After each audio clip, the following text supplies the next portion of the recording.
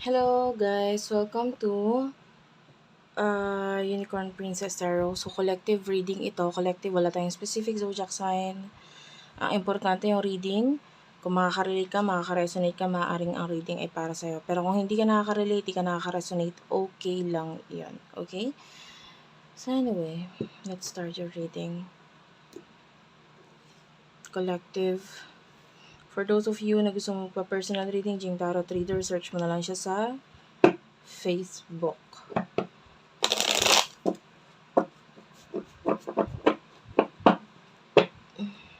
Collectives.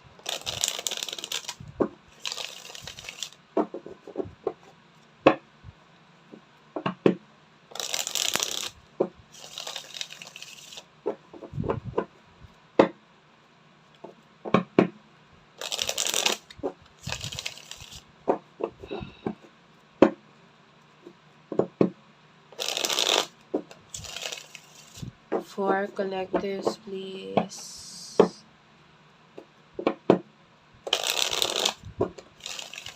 Okay, let's start. Collectives, ano yung meron sa mga collectives? Anong meron sa mga collectives, guys? Spirit guides, angel guides. You do have here the temperance and the judgment.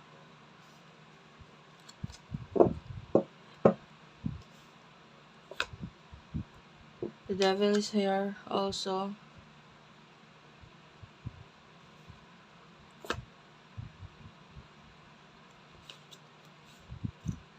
Ang daming major arcana. Oh yeah, the wheel is also here. Okay.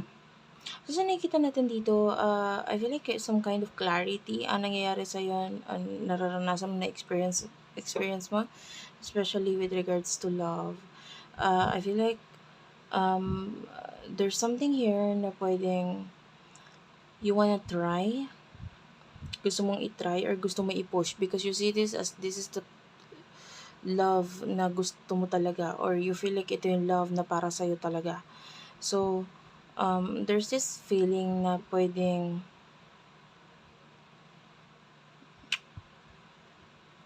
maybe some of you because of tarot readings or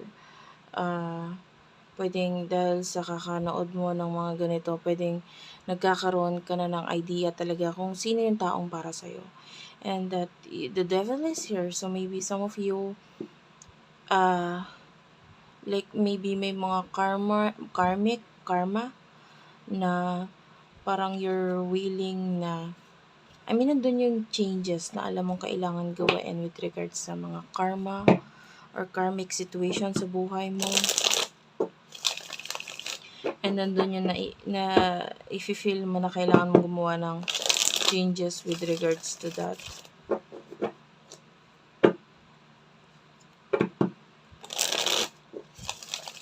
Sino itong person na kakonect mo for the sign of collectives?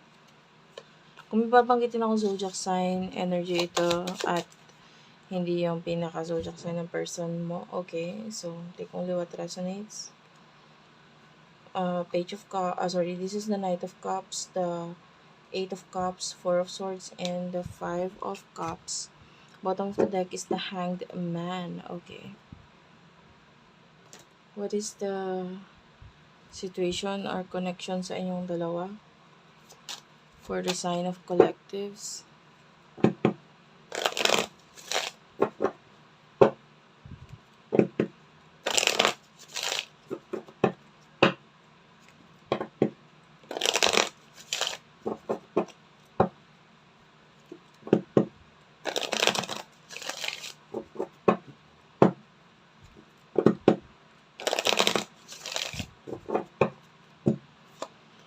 Okay.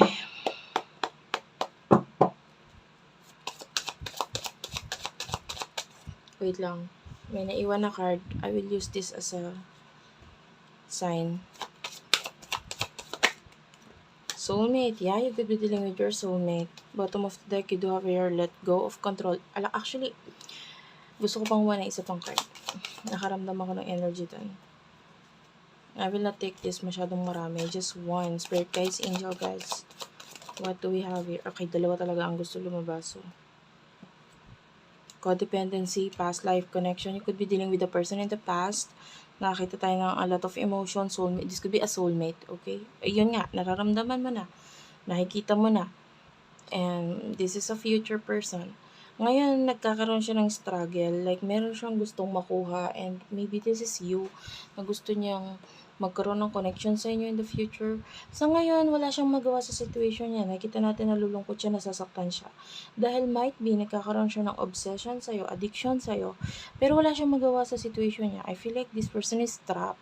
And I feel like nagkakaroon din siya ng realizations. And nakakuha tayo dito ng parang this person is saying sorry. Parang maybe this person is parang kinakausap niya yung sarili niya saying sorry. Pero parang iniisip niya na ikaw yung kausap niya. Like, pwedeng sorry, nasaktan kita, sorry, ganito, ganyan.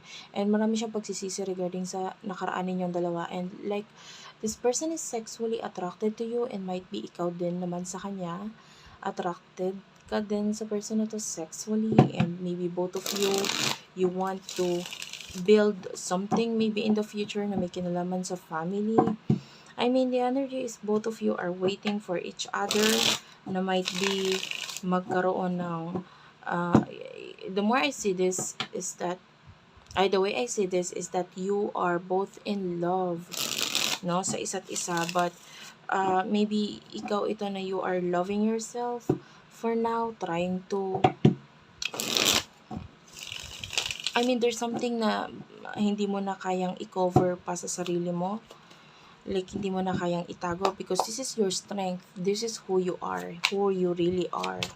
And I feel like part of you is you're showing this vulnerability. And you do have your legal and lost.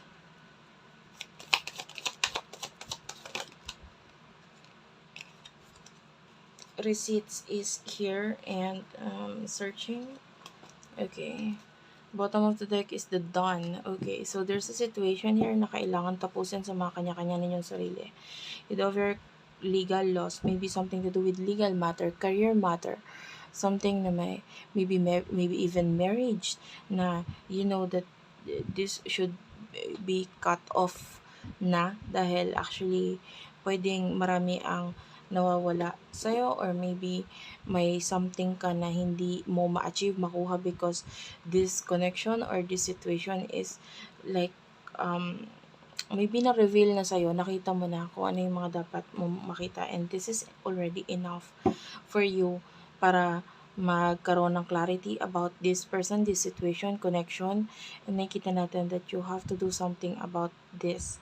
Some of you may be nakakaranas ng mga legal matter or thinking of something na like this today or this month.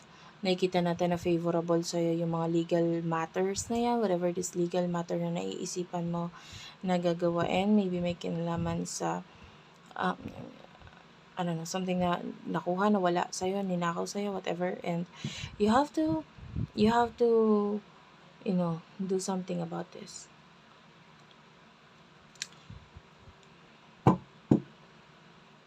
And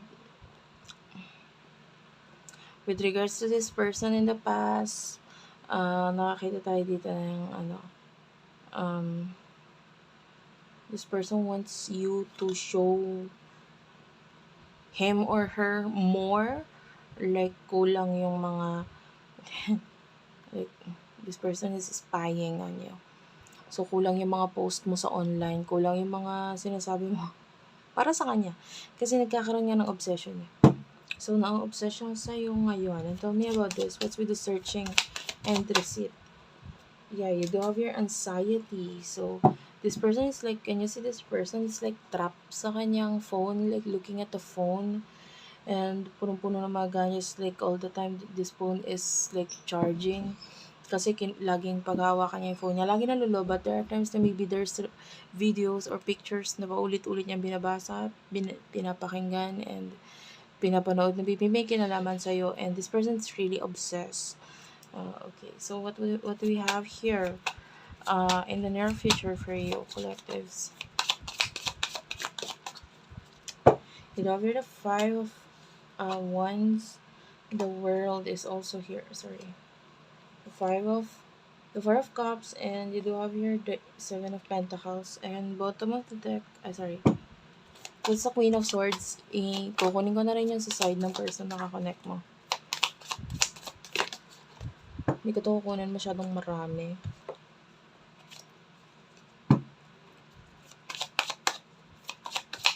For collectives, please, you do have here the Three of Wands, the Ace of Pentacles, Queen of Pentacles, one more card. Bottom of the deck, you do have here the Four of Pentacles, okay, the Hanged Man, and the Judgment. Oh, that's weird. Kasi I just saw this card kanina na Judgment, but then, yeah, this is the Lovers. This is Gemini energy. You could be dealing with a Gemini. But anyway,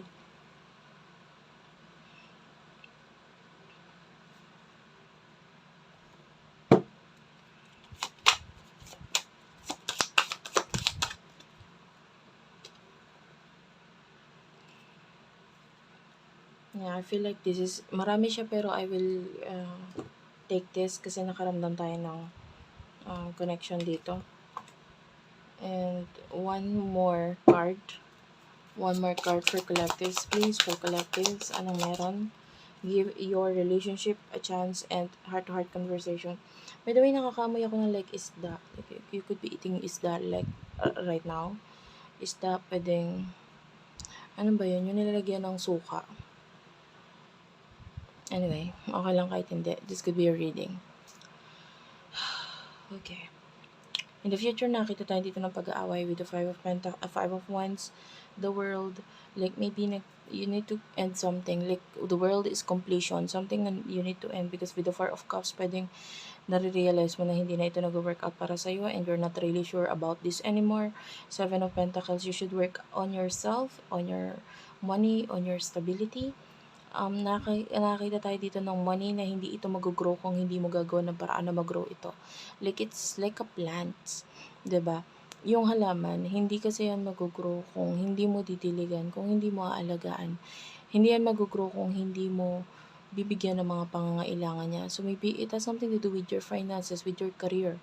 Ano ba yung kailangan mo ilagay sa career mo para mag-grow? Maybe you need to put more time, effort, and you need to love what you have, like maybe a career. You want this to grow, to make change, magkaroon ng changes, mag-bring ng changes sa buhay mo, and you have to also change yung bagay na kailangan mong i-change sa sarili mo para magkaroon ng growth sa particular area na ito ng buhay mo, which is something to do with money. And some of you, there's a lot of fighting or pag-aaway or changes na, because you need to think of yourself with the Four of Pentacles.